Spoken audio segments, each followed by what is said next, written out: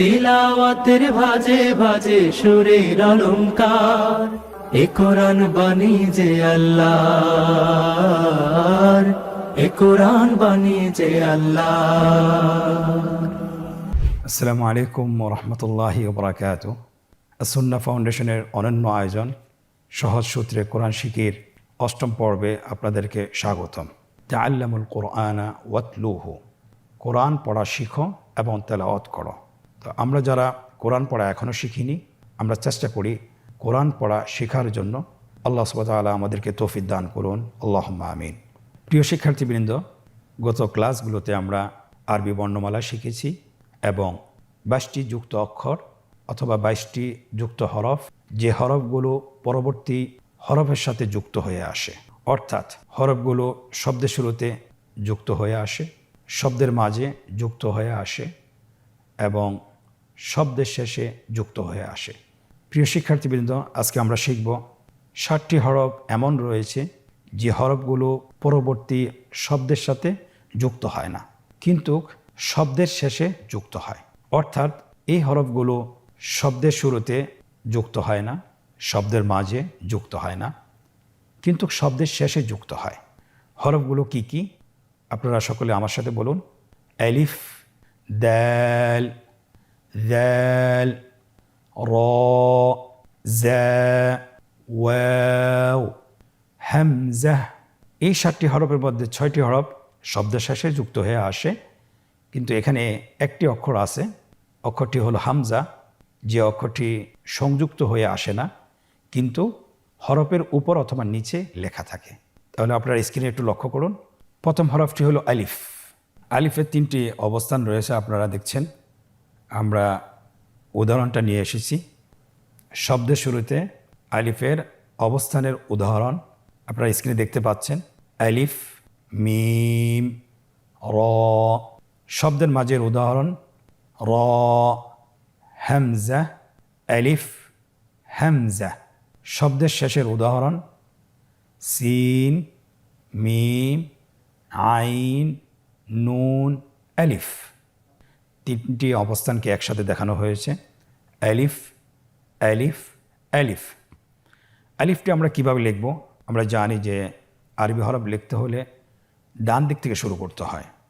তাহলে আপনারা স্ক্রিনে দেখতে পাচ্ছেন শব্দের শুরুতে আলিফ কীভাবে লিখবেন লেখা হয়েছে, শব্দের মাঝে আলিফ কীভাবে লিখবেন সম্পন্ন হয়েছে, শব্দের শেষে কীভাবে লিখবেন লেখা সম্পন্ন হয়েছে, এবং যুক্ত হরফের 3টি অবস্থান একসাথে লিখে দেখানো হচ্ছে। আলহামদুলিল্লাহ, লেখা সম্পন্ন হয়েছে। প্রিয় শিক্ষার্থীবৃন্দ, শব্দের শেষে 7টি হরফ যুক্ত হয়, তার মধ্যে থেকে একটি হরফ শেষ করেছি। আজকের দার্সের দ্বিতীয় হরফ হলো দাল। আমরা জানি এখানে 2টি অক্ষর আছে, দেখতে একই রকম, দাল এবং দাল, শুধুমাত্র নোক্তার পার্থক্য রয়েছে। কিন্তু এই 2টি হরফ কিভাবে লিখব আমরা?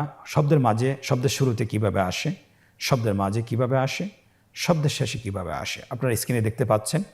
উদাহরণ সহকারে আমরা নিয়ে এসেছি। শব্দের শুরুতে দাল তার পূর্ণ রূপে আসে, কোনো ধরনের পরিবর্তন হয় না। আপনারা দেখতে পাচ্ছেন উদাহরণটি হলো দাল, ইয়া, নুন। শব্দের মাঝে দালের অবস্থান দেখুন, কোনো ধরনের আকৃতি পরিবর্তন হয়নি, শুধুমাত্র আগের সাথে সম্পৃক্ত হয়েছে। বা, দাল, মিম। শব্দের শেষে দালের অবস্থান একই রকম, দেখুন, ওয়াও, জিম, দাল। এবং এই হরফটির 3টি অবস্থান আমরা একসাথে নিয়ে এসেছি, আপনারা দেখতে পাচ্ছেন। দাল, দাল, দাল। শুধুমাত্র শেষের দুইটির অবস্থান পরিবর্তন হয়েছে, অর্থাৎ শব্দের মাঝে এবং শব্দের শেষে আগের সাথে সম্পৃক্ত করা হয়েছে, সেই চিহ্নটি রয়েছে। দাল হরফটি কিভাবে লিখতে হবে স্ক্রিনে লক্ষ্য করুন। দাল হরফটি লেখা সম্পন্ন হয়েছে। শব্দের মাঝে দাল কিভাবে আসে আপনি দেখতে পাচ্ছেন, লেখা সম্পন্ন হয়েছে। শব্দের শেষে দাল কিভাবে আসে, কিভাবে লিখতে হয় লক্ষ্য করুন, লেখা সম্পন্ন হয়েছে। 3টি হরফ আমরা একসাথে লিখছি, শব্দের শুরুতে, শব্দের মাঝে এবং শব্দের শেষে। দেখুন লেখা সম্পন্ন হয়েছে, আলহামদুলিল্লাহ। তাহলে আমরা দাল অক্ষরটিও আমরা পরিপূর্ণভাবে শিখলাম যে শব্দের শুরুতে দালের অবস্থান, শব্দের মাঝে এবং শব্দের শেষে কিভাবে আসে। আলহামদুলিল্লাহ আমরা শিখতে পেরেছি। প্রিয় মুসলিম ভাই ও বোনেরা, আলহামদুলিল্লাহ আজকের দর্শে আমরা দ্বিতীয় হরফটি শেষ করেছি। আমরা এখন তৃতীয় হরফটি শিখব। আপনারা দেখতে পাচ্ছেন তৃতীয় হরফটি সেম দ্বিতীয় হরফটির মতো। আপনারা স্ক্রিনে দেখতে পাচ্ছেন আমরা দালেরও শব্দের শুরুতে কিভাবে আসে এবং শব্দের মাঝে কিভাবে আসে এবং শব্দের শেষে কিভাবে আসে আপনারা দেখতে পাচ্ছেন স্ক্রিনে। আমরা উদাহরণগুলো বলছি। শব্দের শুরুতে দালের অবস্থান দাল, হা, বা। শব্দের শুরুতে দালটা পৃথক হয়ে আসে। শব্দের মাঝে দালটি যুক্ত হয়ে আসে, মিলে আসে, পৃথক হয়ে আসে না। আপনারা দেখতে পাচ্ছেন উদাহরণ হা, দাল, র। এমনিভাবে শব্দের শেষেও দাল হরফটি যুক্ত হয়ে আসে, পৃথক হয়ে আসে না। আপনারা স্ক্রিনে দেখতে পাচ্ছেন উদাহরণটি আমরা বলছি খ, দাল। তিনটি অবস্থান আপনারা একসাথে দেখতে পাচ্ছেন শেষের রোতে। একসাথে আপনারা বলুন দাল, দাল, দাল। দাল হরফটি কীভাবে লিখতে হবে? দালের মতোই সেম, শুধুমাত্র উপরে একটি নোক্তা বসাতে হবে অথবা একটি ফোঁটা বসাতে হবে। আপনারা স্ক্রিনে দেখতে পাচ্ছেন শব্দের শুরুতে দাল কিভাবে লেখা হয়, শব্দের মাঝে কিভাবে লেখা হয়, শব্দের শেষে কিভাবে লেখা হয় এবং তিনোটা অবস্থান কিভাবে একসাথে লিখবেন সেটাও আপনারা দেখতে পাচ্ছেন। আলহামদুলিল্লাহ লেখা সম্পন্ন হয়েছে। প্রিয় মুসলিম ভাই বোনেরা, আমরা এখন চতুর্থ হরফটি শিখব। আপনারা দেখতে পাচ্ছেন স্ক্রিনে চতুর্থ হরফ এবং পঞ্চম হরফ দেখতে একই রকম, শুধুমাত্র নোক্তার পার্থক্য রয়েছে। হরফ দুটোর নাম র এবং পঞ্চম হরফটির নাম জ্যা। র, জ্যা। র কীভাবে শব্দের শুরুতে আসে, শব্দের মাঝে আসে এবং শব্দের শেষে আসে উদাহরণসহ আপনারা দেখছেন। আমরা শব্দের শুরুর উদাহরণটি পড়ছি। আপনারা আমার সাথে বলতে পারেন র, জিম, জ্যা। শব্দের মাঝের অবস্থান ইয়া, র, ডাল। র এর অবস্থান শব্দের শেষে। আপনারা উদাহরণটি দেখছেন। আপনারা আমার সাথে বলুন শিন, হ্যাঁ, র। তিনটি অবস্থান একসাথে দেখতে পাচ্ছেন শেষের রোতে। আমরা একসাথে বলি র, র, র। আমরা এখন র হরফটি কীভাবে লিখতে হয় সেটা শিখব। র হরফটি খুব সহজ। আপনারা স্ক্রিনে দেখতে পাচ্ছেন শব্দের শুরুতে র লেখা হয়েছে, শব্দের মাঝের র লেখা হয়েছে, শব্দের শেষের র লেখা হয়েছে এবং তিনটি অবস্থানকে একসাথে করে লেখা হচ্ছে। আলহামদুলিল্লাহ সম্পন্ন হয়েছে। প্রিয় ভাই বোনেরা, আলহামদুলিল্লাহ আমরা যুক্তবর্ণ 4টি হরফ শিখে ফেলেছি। এখন আমরা শিখব পঞ্চম নাম্বার হরফটি। পঞ্চম নম্বর হরফটি হলো জ্যা। স্ক্রিনে আপনারা দেখতে পাচ্ছেন আমরা হরফটি শব্দের শুরুতে কিভাবে আসে, শব্দের মাঝে কিভাবে আসে, শব্দের শেষে কিভাবে আসে উদাহরণসহ আমরা নিয়ে এসেছি। আপনারা শব্দের শুরুর উদাহরণটি দেখুন, লেখা আছে জ্যা, ব্যা, র। শব্দের মাঝের উদাহরণটি দেখুন, আমার সাথে বলুন নুন, জ্যা, গইন। শব্দের শেষে জায়ের উদাহরণ আপনারা দেখতে পাচ্ছেন কাফ, নুন, জ্যা। কাফ, নুন, জ্যা। যা হরফটি কীভাবে লিখবেন স্ক্রিনে আপনারা দেখতে পাচ্ছেন। রয়ের মতো আগের হরফটি আমরা যেভাবে লিখেছি সেভাবে লিখব, শুধুমাত্র র হরফটির উপরে একটি ফোঁটা বসাবো। আপনারা দেখতে পাচ্ছেন শব্দ শুরুতে যা লেখা হয়েছে, শব্দের মাঝে লেখা হচ্ছে, শব্দের শেষে যা কিভাবে লিখতে হয় লেখা হচ্ছে এবং তিনটি অবস্থান একসাথে লেখা হয়েছে। আলহামদুলিল্লাহ। প্রিয় শিক্ষার্থীবৃন্দ, আলহামদুলিল্লাহ স্বল্প সময় আমরা যুক্ত হরফের 5টি হরফ সম্পন্ন করেছি। যে হরফগুলো শব্দের শুরুতে যুক্ত হয় না, শব্দের মাঝে যুক্ত হয়ে আসে না, কিন্তু শব্দের শেষে যুক্ত হয়ে আসে। 6 নম্বর হরফটি হলো ওয়াও। আপনারা একসাথে আমার সাথে বলুন ওয়াও। স্ক্রিনে লক্ষ্য করুন শব্দের শুরুতে ওয়াওয়ের অবস্থান, শব্দের মাঝে ওয়াওয়ের অবস্থান এবং শব্দের শেষে ওয়াও হরফটির অবস্থান উদাহরণ সহ দেওয়া আছে। শব্দের শুরুতে ওয়া এর উদাহরণ আপনারা একসাথে বলুন ওয়াও, সিন, আইন। শব্দের মাঝের উদাহরণ একসাথে বলুন কফ, ওয়াও, লাম।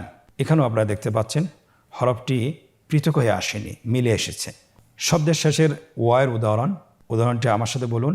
হ্যাঁ ওয়াও, এখানেও ওয়াও হরফটি পৃথক হয়ে আসেনি, যুক্ত হয়ে এসেছে। আপনারা এই ঘরটির শেষের রোতে আপনারা দেখতে পাচ্ছেন 3টি অবস্থানকে একসাথে দেখানো হয়েছে। ওয়াও হরফটি আমরা কিভাবে লিখব? খুবই সহজ। আপনারা স্ক্রিনে দেখতে পাচ্ছেন শব্দ শুরুতে ওয়াওটি কিভাবে লেখা হচ্ছে, শব্দের মাঝে এবং শব্দের শেষে, এবং 3টি অবস্থানকে একসাথে লেখা হচ্ছে। আলহামদুলিল্লাহ, কতই না সহজ ওয়াও হরফটি লেখা হয়েছে। আলহামদুলিল্লাহ। সম্মানিত শিক্ষার্থী ভাই ও বোনেরা, আজকে দর্সের শেষ হরফটি আমরা শিখব। হরফটির নাম হলো হামজা। হামজা হরফটি যুক্ত হয়ে আসে না, কিন্তু হরফের উপরে অথবা নিচে লেখা থাকে। আপনারা স্ক্রিনে দেখতে পাচ্ছেন হামজা হরফটি শব্দের শুরুতে কিভাবে আসে, শব্দের মাঝে কিভাবে আসে, শব্দের শেষে কিভাবে আসে। উদাহরণসহ আপনারা দেখতে পাচ্ছেন শব্দের শুরুতে হামজার উদাহরণ আমার সাথে বলুন।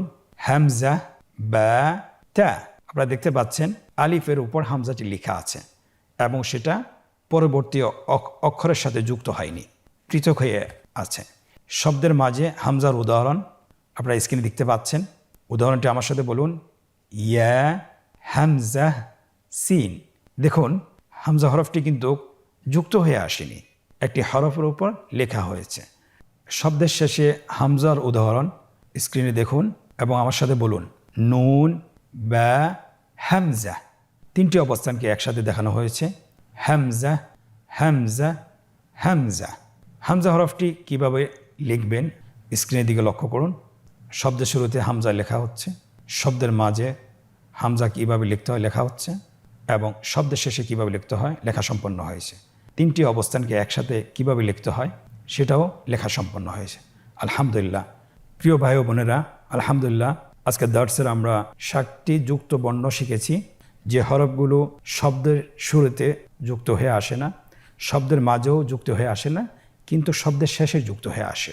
এর 7টি হরফ থেকে 6টি হরফ শব্দের শেষে যুক্ত হয়, কিন্তু একটি হরফ সাধারণত হরফের উপরে অথবা নিচে লেখা হয়। তাহলে আজকের দর্সে আমরা আশা করছি বুঝতে পারছেন। আপনারা চেষ্টা করবেন বাসায় প্র্যাকটিস করার জন্য, বেশি বেশি অনুশীলন করার জন্য। তাহলে কোরআন তেলাওয়াত করার সময় আমরা হরফগুলো সঠিকভাবে চিনতে পারবো এবং বুঝতে পারবো ইনশাআল্লাহ। এখন আমরা মজার একটি পর্বে প্রবেশ করছি। সেটা হলো যে আমরা কতটুকু শিখেছি অথবা কতটুকু আমরা হরফগুলো চিনেছি, সেটা পরীক্ষার মাধ্যমে আমরা নিজেদেরকে যাচাই করব। আপনারা স্ক্রিনে লক্ষ্য করুন, এখানে 3টি পর্ব রয়েছে। প্রথম পর্বে বলা হয়েছে নিম্নোক্ত শব্দাবলী থেকে হরফগুলো পৃথক করে লিখুন। আপনারা দেখছেন স্ক্রিনে এখানে অনেকগুলো শব্দ লেখা আছে। প্রত্যেকটি হরফকে শব্দগুলো থেকে পৃথক করে আপনাকে লিখতে হবে। তাহলে স্ক্রিনে লেখা হচ্ছে, আমিও বলছি, আপনারাও এটা আলাদা করে লিখুন, পৃথক করে লিখুন।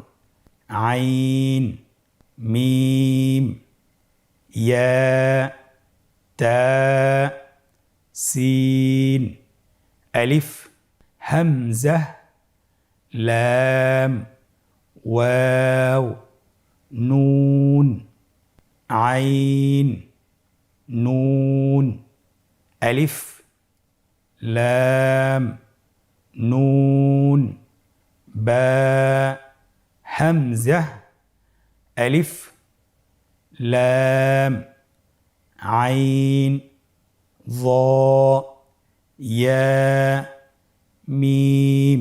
আলহামদুলিল্লাহ লেখা হয়েছে। পরবর্তী শব্দগুলো আমরা পৃথক করে আবার লিখি। আলিফ, লাম, যাল, ইয়া।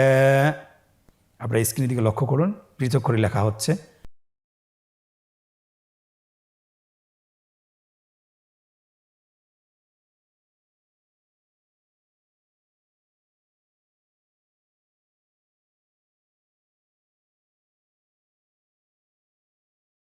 আলহামদুলিল্লাহ, আমরা প্রথম পর্বটি শেষ করেছি। আপনারা যদি এই হরফগুলো সঠিকভাবে চিনে পৃথক করে লিখতে পারেন, তাহলে আরবি যে কোনো শব্দ আপনি হরফগুলো সঠিকভাবে দেখে দেখে বলতে পারবেন ইনশাআল্লাহ। তাহলে আশা করছি ইনশাআল্লাহ আপনারা এটা বারবার অনুশীলন করবেন। আজকের অনুশীলনের দ্বিতীয় পর্ব, এখানে বলা হয়েছে নিম্নে যুক্ত আকৃতির হরফগুলো সঠিক জায়গায় লিখুন। আপনারা দেখতে পাচ্ছেন স্ক্রিনে, এখানে যুক্ত আকৃতির হরফগুলো লেখা আছে, শুধুমাত্র যুক্ত আকৃতির হরফগুলো সঠিক জায়গায় লিখতে হবে। প্রথমে লেখা আছে দাল, তাহলে আমরা দালের ঘরটিতে লিখে ফেলি। পরবর্তী হরফ দাল, সঠিক বক্সে লিখে ফেলুন। এরপরে জায়ের ঘরে লিখুন। এরপরে র, এরপরে হামজা, এরপরে ওয়াও। আলহামদুলিল্লাহ, লেখা সম্পন্ন হয়েছে। আশা করছি আপনারা সবাই সঠিক উত্তর দিতে পেরেছেন। আজকের অনুশীলনের তৃতীয় পর্ব আপনারা স্ক্রিনে দেখতে পাচ্ছেন। নোক্তা দিয়ে যুক্ত আকৃতির হরফ তৈরি করুন। এখানে বাংলায় উচ্চারণ লেখা আছে, শুধুমাত্র সে অনুযায়ী আপনারা নোক্তা দিয়ে যুক্ত আকৃতির হরফ তৈরি করবেন। ডান দিক থেকে আমরা শুরু করি। এখানে লেখা আছে বা। আপনারা সবাই জানেন বায়ের নোক্তা উপরে না নিচে? অবশ্যই বায়ের নোক্তা নিচে বসবে, বায়ের ফোঁটা নিচে বসবে, নিচে বসানো হয়েছে। এরপরে শব্দটি হলো খ। আমরা জানি খয়ের নোক্তা কোথায় থাকে? অবশ্যই খয়ের নোক্তা উপরে থাকে। স্ক্রিনে দেখছেন খয়ের নোক্তাটি উপরে বসানো হয়েছে। এরপরে বলা হয়েছে শিন। আমরা জানি শিনের তিনটি নোক্তা, তিনটি ফোঁটা। স্ক্রিনে দেখতে পাচ্ছেন তিনটি ফোঁটা বসানো হয়েছে। আলহামদুলিল্লাহ, কত সহজ না? আশা করি ইনশাল্লাহ আপনারাও পারবেন।